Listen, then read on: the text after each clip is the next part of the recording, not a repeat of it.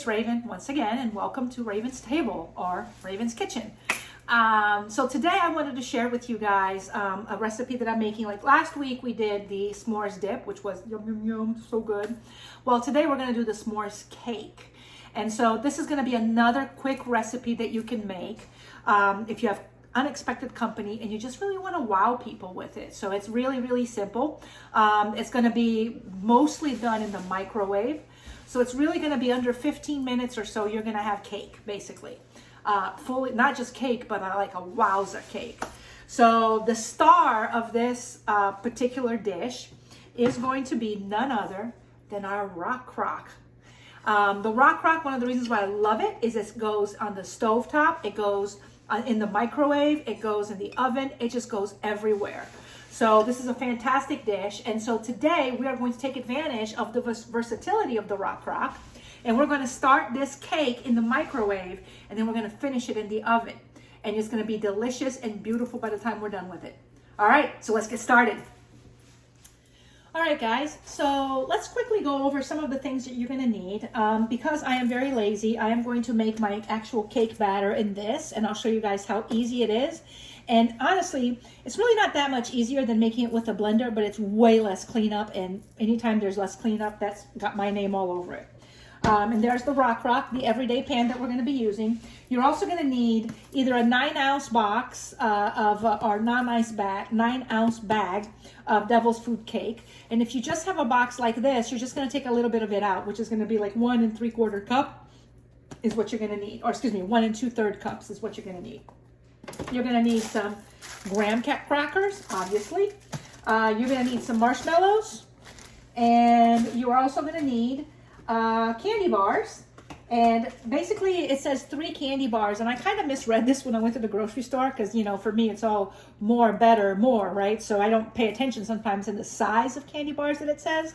But it said 3 candy bars around 40 to 43 grams each. And then I bought 3 of these puppies, and it turns out that one of this is equivalent to the 3 candy bars. So if you're buying a big one like this, voila, this is just one. And I never buy like Hershey's or anything like that because I'm Latin, I'm from Brazil, and in Brazil we always have a lot of European style chocolate, and the American style chocolate just doesn't taste the same for me. So I always go with any type of European style. So this is why I'm using this one.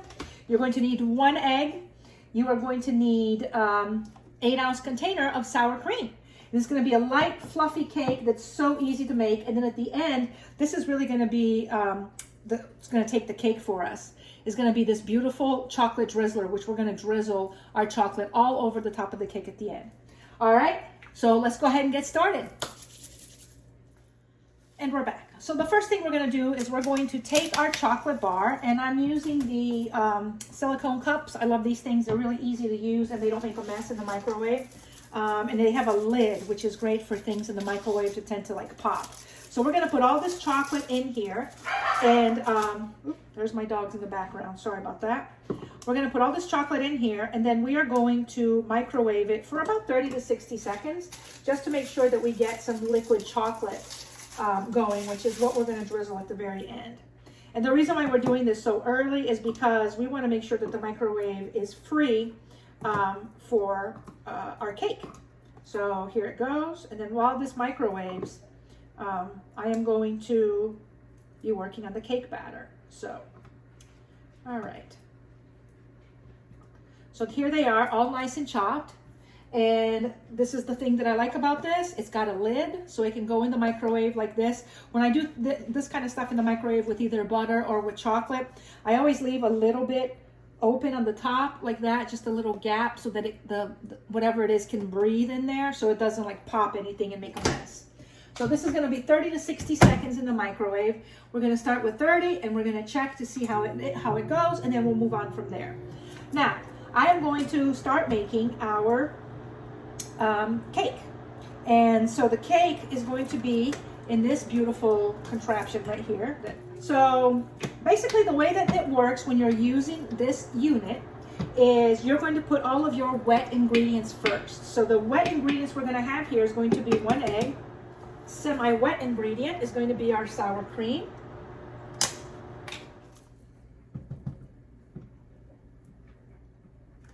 And then, you know, for those of you who are going to say, what am I going to do with this the little bit of cake left over? Haha, do not fret.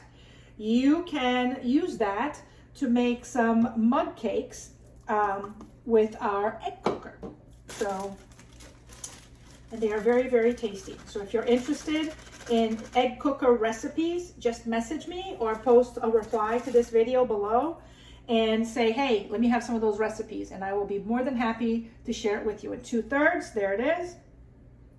So, and the reason why we put the ingredients at the bottom, I'm gonna move this here. The reason why we put the wet ingredients at the bottom is just to make sure that it mixes really, really well. So now I'm gonna put this in here. And I'm gonna pump. All right, guys, so funny story. My cake batter mixer came apart, and there's a funny story behind that, which is when I first got it, I decided I was gonna take the whole thing apart to clean it, because once again, I'm a total neat freak. Well, you're not supposed to do that. And I could not get it back together. And then I got my husband to do it, and he put it back together, and it looks so easy. So guess what I've done since? I've pulled it apart to clean it once again, even though, because now I figured it's already come apart once. What's another time? And it basically came apart as I was mixing it. So I made a huge mess, and I transferred it to a regular bowl. And so I'm going to continue to blend my batter in this regular bowl. So yeah, cooking with me, not for the faint of heart. Let's see. So we're going to mix this here really, really good.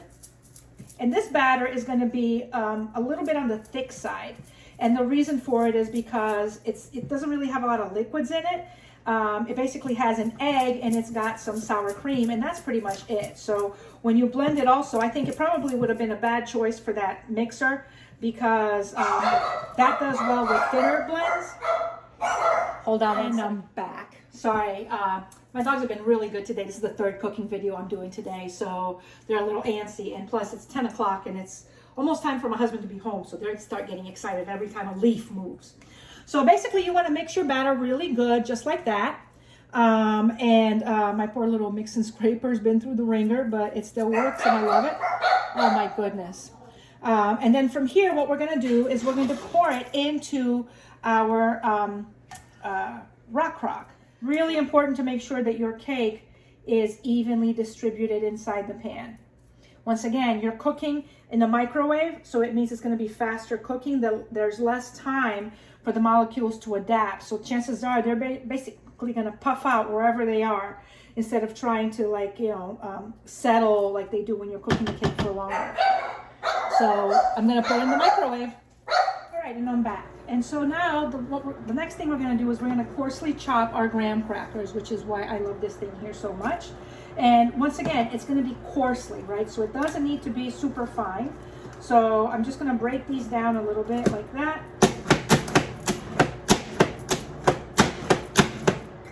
There's one piece. There we go. And once again, the reason why I love these flexible cutting mats, first of all, you can use them for just about anything. But when you do something like this, you can easily put them in the container that they're going to without making a huge mess, which is a huge lifesaver. All right. Ooh, so let me make sure, where's my cake tester? So my cake tester, let's see if it's nice and cooked. Perfect. And I'm going to show you now what basically this looks like. Look at that, guys. Perfectly made in the microwave in 4.5 minutes. So now what we're gonna do is we're gonna take our marshmallows. I have the broiler already going. We're gonna take our marshmallows and we are going to put them in here.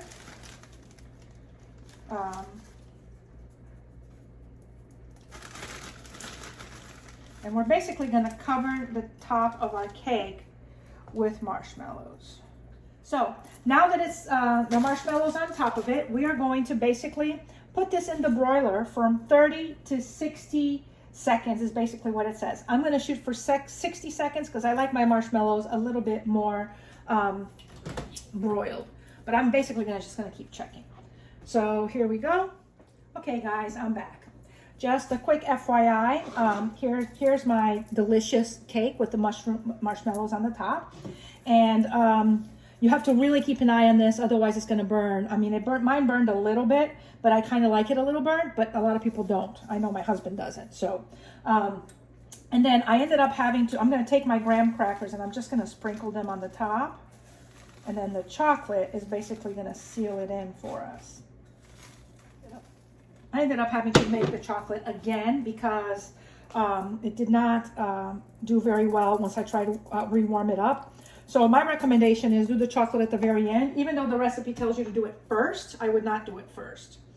So now I'm going to take this and I'm going to put it in our little chocolate drizzler. And I'm going to drip my chocolate on top. And the reason why I love the chocolate drizzler is because it basically makes sure that I don't screw it up, which I'm apt to do all the time. So basically I'm going to put this on the top and I'm going to just start drizzling all over my cake. And you can do it as fancy as you want, or for me, I'm just going to make little swirls everywhere.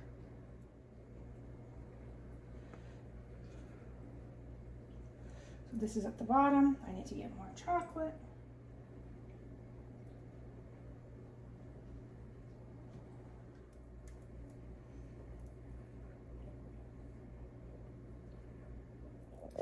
All right, guys, so here I am with the finished product. I went ahead and added a few more graham crackers to the top of it, just to kind of make it a little prettier, but it's got chocolate all in there, which is going to be delicious.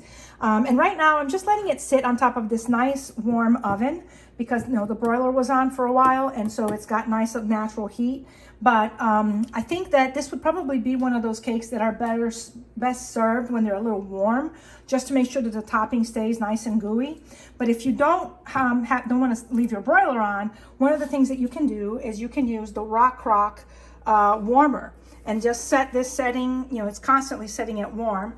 And like I said before in many of my videos, I use this a lot for making dinner so that when my husband gets home, dinner's still warm for him. So there's another way that you can serve this, which is this way, putting it in the hot crock and serving it warm, just like that. And there's your cake. Delicious. Very quickly, very easy to make if you don't have dogs barking at you, things coming apart, and chocolate not working in your favor.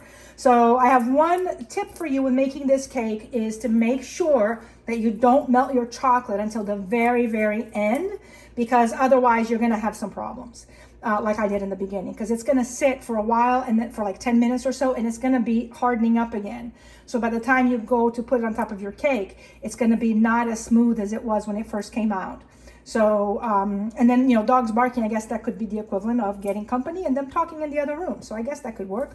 But anyway, thank you so much for joining me on this kitchen adventure. And it truly was an adventure today. And I hope to see you guys again next time I set my table. All right, guys, take care. Bye-bye.